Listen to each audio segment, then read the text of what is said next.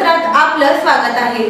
महाराष्ट्र प्रदेश काँग्रेस कमिटीच्या निर्देशानुसार खासदार प्रणितीताई शिंदे यांच्या मार्गदर्शनाखाली सोलापूर शहर काँग्रेस कमिटीच्या वतीनं सर्व निवडणुका मतपत्रिकाद्वारे बॅलेट पेपरवर घेण्यात यावेत या मागणीसाठी स्वाक्षरी मोहिमेचे आयोजन डॉक्टर बाबासाहेब आंबेडकर चौक येथील भारतीय राज्यघटनेचे शिल्पकार डॉक्टर बाबासाहेब आंबेडकर यांच्या पुतळ्यास पुष्पहार अर्पण करून या स्वाक्षरी मोहिमेस सुरुवात करण्यात आली।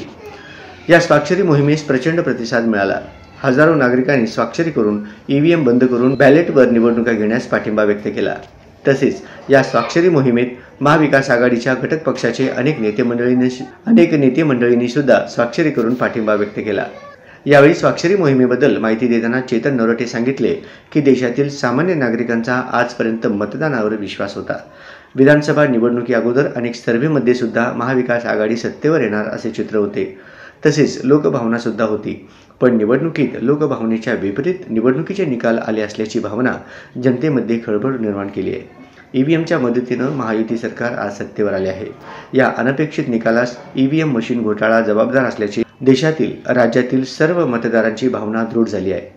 जगातलं सर्वात मोठं लोकशाही राष्ट्र म्हणून गणना होती आपली आणि त्या मोठ्या लोकशाही राष्ट्रामध्ये लोकशाहीचं धरारीत त्यांनी केलेलं आहे आणि त्या लोकशाहीचं पूर्ण करून त्यांनी सत्ता केलेलं आहे। म्हणून खुश व्हायचे का प्रश्न म्हणून याचा निषेध म्हणून आम्ही ईव्हीएम देश बचावून मोहीम काढली। ईव्हीएम हटवून काय पुढं काय पुढं काय त्यालाच लोकशाही म्हणते त्याला।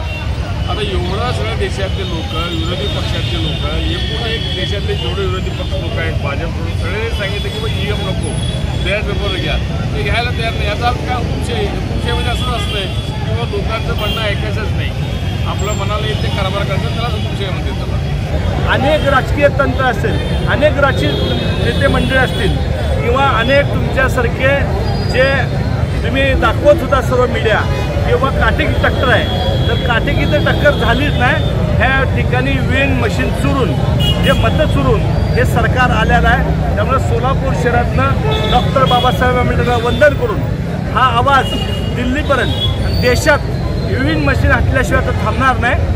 बॅलेट पेपर ह्या ठिकाणी मतदान व्हावं ही सगळ्यांची या ठिकाणी भावना आहे।